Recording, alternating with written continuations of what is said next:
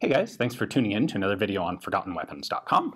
I'm Ian McCollum, and today we are taking a look at a Luxembourg Gendarmerie model of 1884, sort of, I'll get to that, Nagant revolver with an adorable tiny bayonet on it. Now, you may recall I did a video on one of these revolvers a little while back, but this time, I actually have one with the bayonet and the attachment, so I definitely wanted to show that to you guys.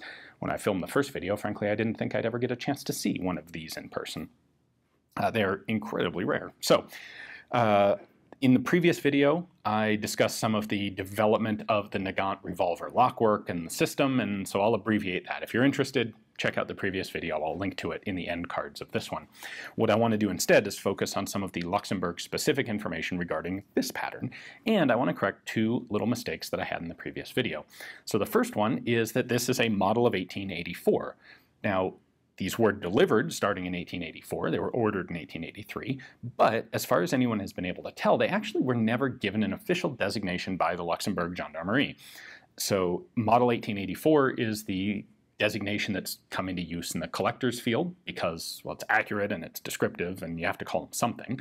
But I suspect the Luxembourg Gendarmerie officers themselves simply called these the revolvers because this was their revolver. Now, what's interesting about these to me is in 1883, Luxembourg ordered guns for both its gendarmerie and its army officers, and they got different patterns. So the gendarmerie got a version with a bayonet, with a little bit longer barrel to allow the bayonet, which I'll show you in a moment, and in caliber 9.4 millimeter. This is the same 9.4 millimeter that the Dutch and the Belgians used in their revolvers. The Luxembourg Gendarmerie had a slightly different loading of the cartridge. We're talking like paper patched instead of not, but the cartridge is essentially identical and interchangeable with the Belgian and the Dutch 9.4. The Army, however, decided that it was going to get a 7.5 millimeter Nagant revolver, kind of ignoring the fact that there wasn't one yet. The Swedes were in the process of they had also ordered a 7.5 millimeter revolver, and they were in the process of getting them produced and developed by the Nagant brothers. And it appears that Luxembourg saw that and went, yes, we like that idea. Why they wanted different calibers for the Army and the Gendarmerie is not clear, but they would order those 7.5 millimeter revolvers but not get them for another 6 years until Nagant was done producing them, developing them, then producing them for Sweden, and then they got around to the Luxembourg Army order, which was, by the way, a tiny order, a couple hundred guns. I don't know the exact number.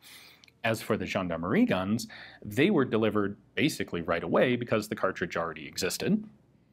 In 1884, they got 160 delivered, and in 1887, they got another 50 delivered. I think there was probably another small batch in there somewhere because recorded serial numbers start in the single digits and run up to 206, suggesting there were more than just 190 guns.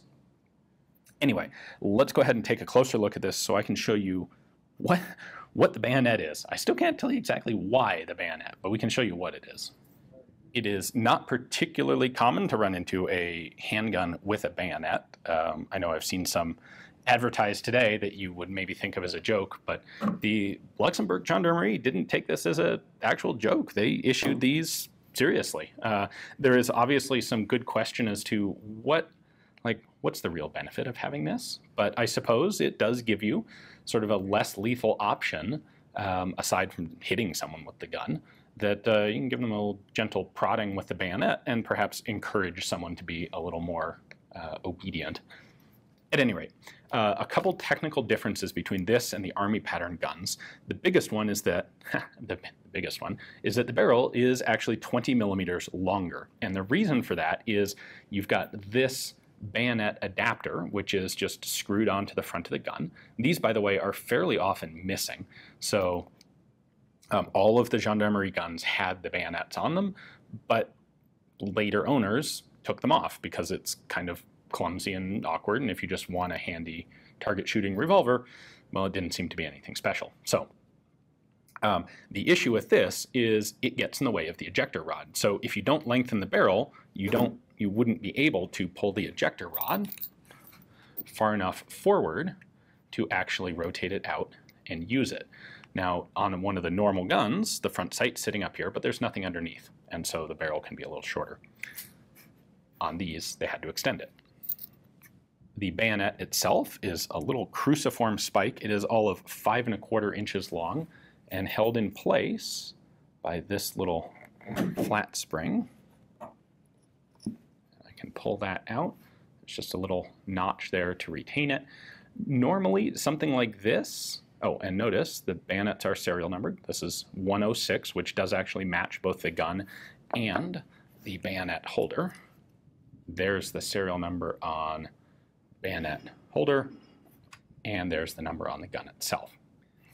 Anyway, with something like this, you would normally expect that if you didn't want to have it in position, which most of the time you wouldn't, the obvious thing would be just like reverse it around and store it under the barrel. But you can't do that because of, again, the ejector rod. So instead, the gendarmerie holsters had a special extra little pocket in them for storing the bayonet. They were also built a little bit wider at the muzzle to allow this whole block to fit into the holster. Unfortunately, I don't have a holster here to show you, but I do have a few pictures of one, so you can take a look at what the design was. It's a full flap holster. Aside from the separate little pocket for the bayonet, the other interesting thing to me is that it has space for 6 cartridges that are actually done in the form of 6 individual little pockets for individual cartridges. The Army holsters are almost identical to the Gendarmerie holsters. Same little 6 individual cartridge pockets, same full flap design, just without the bayonet pocket.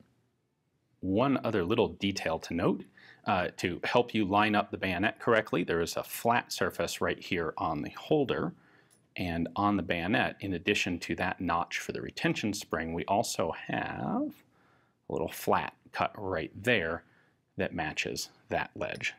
So when you install this, you have to line that flat up right there, and then it will lock securely into position. There aren't any really distinguishing marks on these to call them out as Luxembourg guns. They are marked Brevet Nagant on the side. That's Nagant patent. They are, of course, serialized, and you'll have serial numbers in a couple of places there.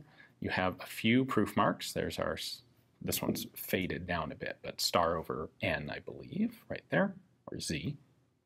And then if you take the side plates off, which on this one, unfortunately, I can't, but under the grip panel here, the gun is serialized again, and it will have a big capital letter L over the serial number. And again, I have a couple pictures of some other examples aside from this one, but that is the one Luxembourg specific mark, which isn't on the outside of the gun, but it is there if you take the thing apart to look for it. And beyond that, we have a pretty basic, pretty typical for the time period, 6-shot, 9.4 millimeter double action revolver.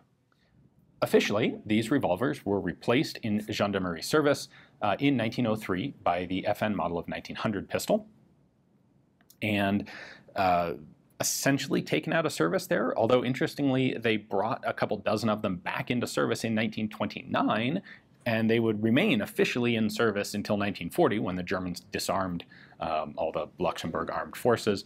Probably those were revolvers that were used just for target practice and training, so that they could put the modern FN semi-autos out on the street, not have to reserve them back in the armory.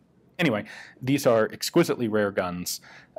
Very grateful to the owner of this one for giving me the opportunity to film it. I wanted to show you, for sure, show you guys that bayonet. Thanks for watching.